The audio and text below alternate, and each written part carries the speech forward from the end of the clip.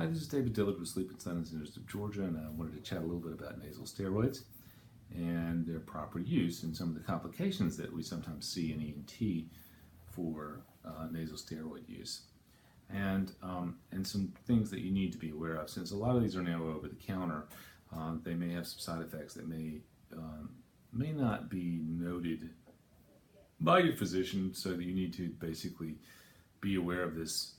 Because sometimes when people ask for the medicines you're on, the first response that comes in your head is, I didn't get a prescription for that, it's just Tylenol or it's just Motrin, and then now it's just Flonase or Nasacort or whatever over-the-counter medication you may be using.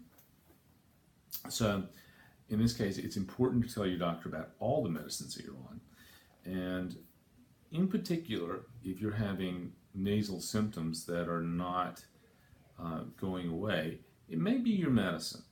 So, particularly some medications, I have seen people who've had, in this case, Flonase, cause chronic irritation of the nose and perforations of a part of the central part of the nose called the septum, which is basically, if you look at your nose and look at the two holes, the center part has a wall that separates the two sides.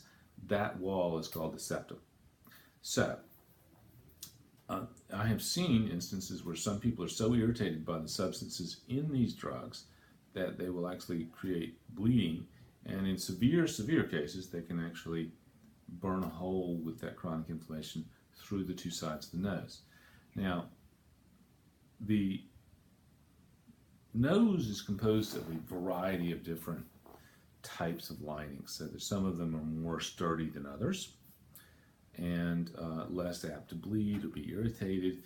And so it's important that you have an understanding that the inside of the nose is not uniformly one type of lining. And you can take advantage of that. When you, just like when you irrigate, you want to try and push the material out.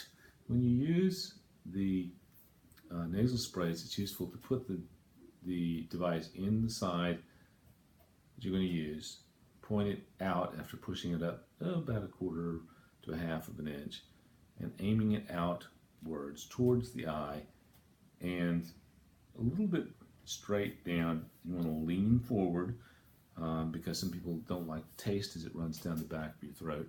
Sort of lean over a sink or something and just aim it up and out at about 15 degrees from the level plane. So in this case, level plane is defined as going basically back towards the ear, and so you want to aim sort of a little bit higher than the ear and outward. Other than that, if you should encounter bleeding or have any further irritation, or if it's dry and irritated and hurting, you should check with your doctor and have them take a look. So, hopefully this is helpful, and we'll talk to you soon.